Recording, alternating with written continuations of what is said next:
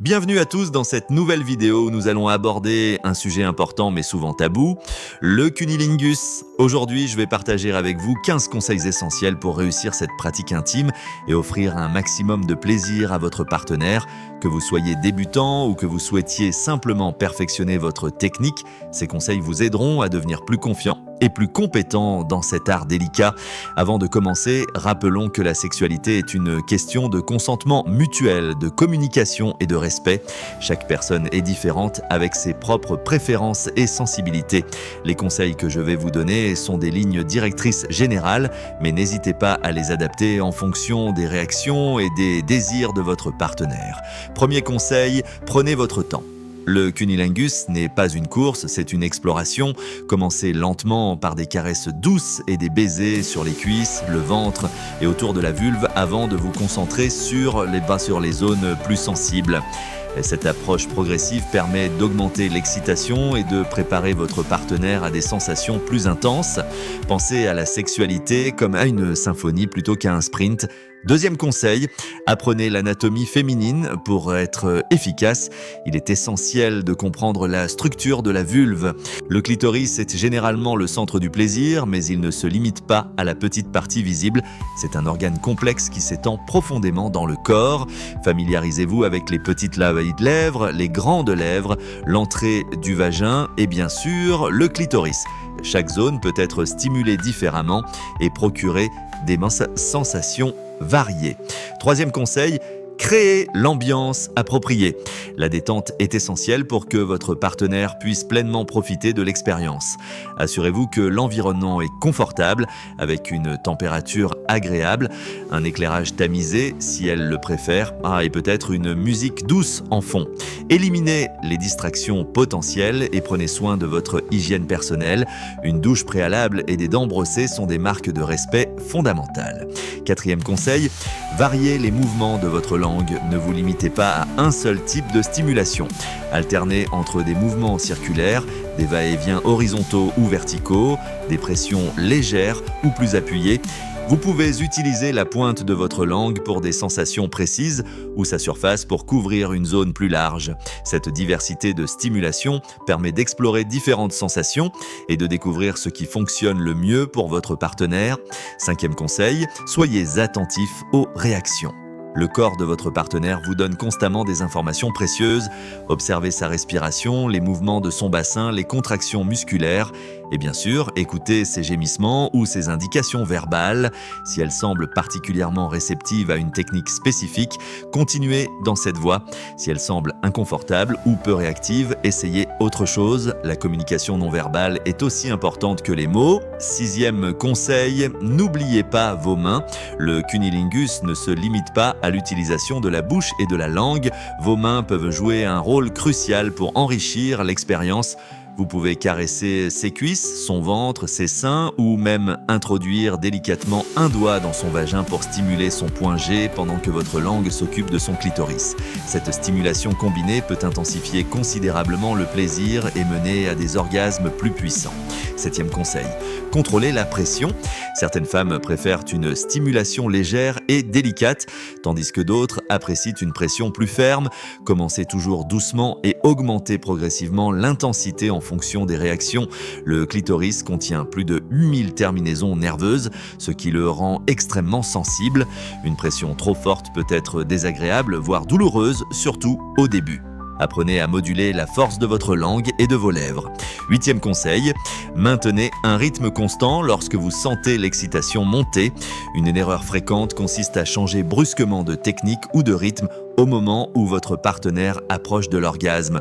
Si vous percevez des signes d'excitation croissante, respiration plus rapide, mouvement du bassin plus marqué, tension musculaire, maintenez exactement ce que vous êtes en train de faire. La constance est souvent la clé pour conduire votre partenaire jusqu'à l'orgasme.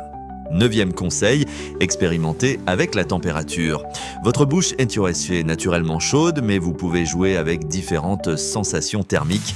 Boire une gorgée d'eau froide juste avant de commencer peut créer un contraste intéressant.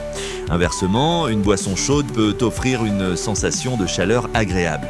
Ces variations de température peuvent ajouter une dimension supplémentaire à l'expérience et stimuler les récepteurs sensoriels de manière unique. 10e conseil, adaptez votre position. La position classique, avec votre partenaire allongé sur le dos et vous entre ses jambes, n'est pas la seule option. Essayez différentes configurations.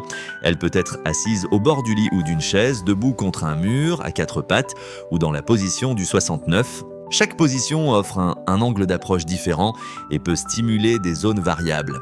N'hésitez pas à placer un oreiller sous ses hanches pour faciliter l'accès et améliorer son confort.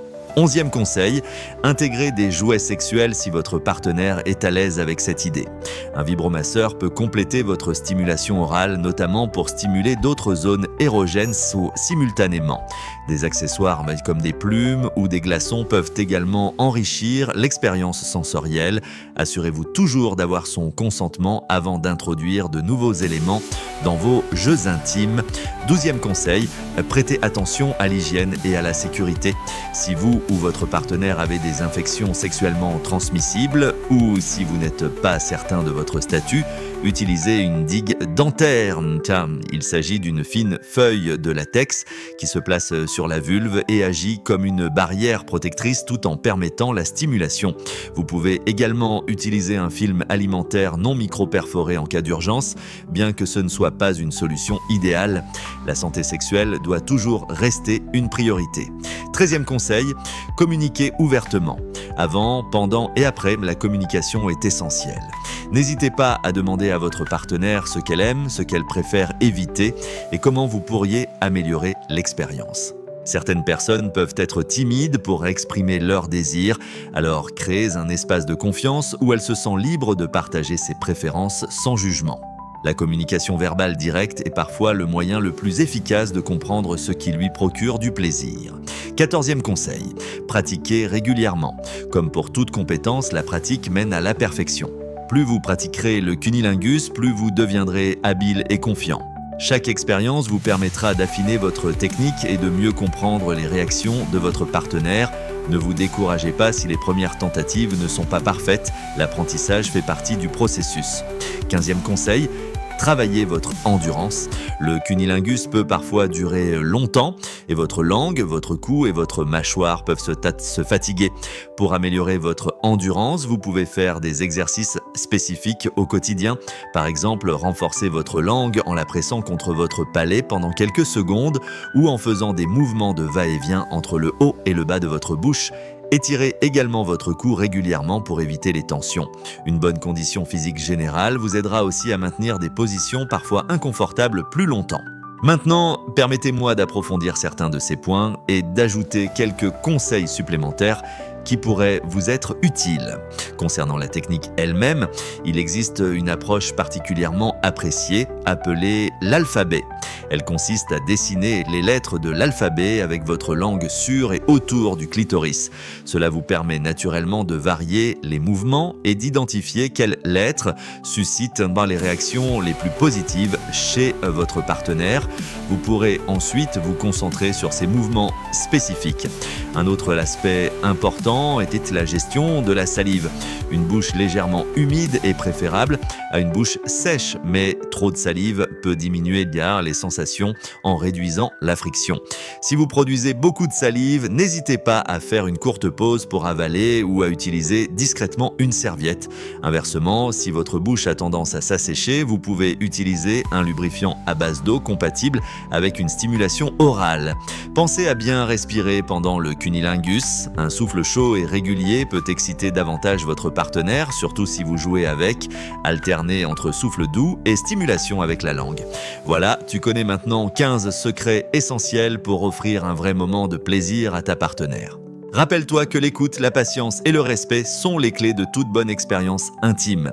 Merci d'avoir regardé jusqu'au bout. Si cette vidéo t'a plu ou t'as appris quelque chose, n'hésite pas à liker, commenter et t'abonner pour plus de contenu éducatif et sans tabou. Et active la cloche pour ne rien manquer des prochaines vidéos. À très vite sur Supervie.